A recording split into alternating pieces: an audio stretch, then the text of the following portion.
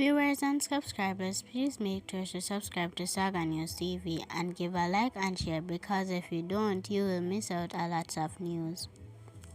A 58-year-old Trelawney businessman has been charged with assault at common law, using a firearm to commit a scheduled offense, following an incident in Egg District in the parish on Tuesday. He is Alan Mesado of Stonebrook in Falmouth.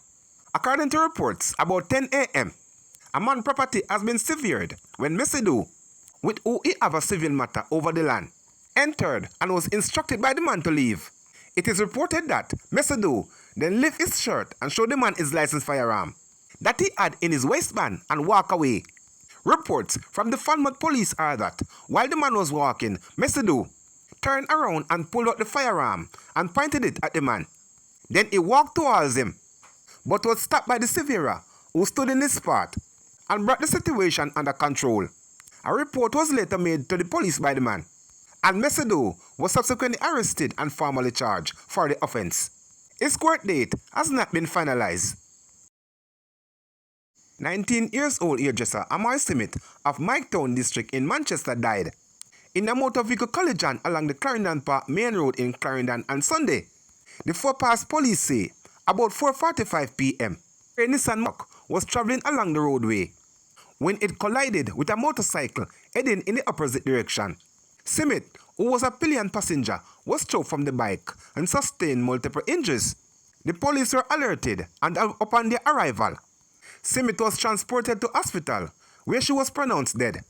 That fatality came just a day after another deadly crash on Saturday in Salt River, also in Clarendon, which claimed 3 lives, including that of an 8-year-old girl. In that incident, police reported indicated that around 9:15 a.m., the driver of a blue Toyota Corolla motorcar made a right turn into the Salt River Main Road and collided with a motor truck traveling westly. The Clarendon police have launched investigation into both incidents. According to data from the Public Safety and the Traffic Enforcement Branch, 182 civilians died in collision up to June 2023.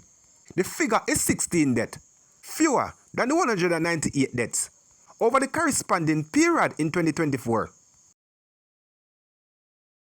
A woman is in police custody after allegedly stabbing a 17-year-old girl in the neck during an argument at an event in Port Antonio on Sunday. 30-year-old Sasha Lee James, a secretary of Prospect Land Settlement Portland, Port Antonio, has been charged with wounding with intent. Reports from the Port Antonio police are that at about 12:15 a.m., James was among patrons at an event when an argument developed between the two. It is alleged that a man handed James a ratchet knife, which she used to inflict a wound to the girl's neck that bleed. The injured girl was transported to hospital, where she was admitted in a stable condition.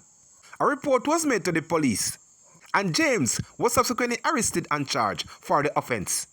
Her court date is being arranged.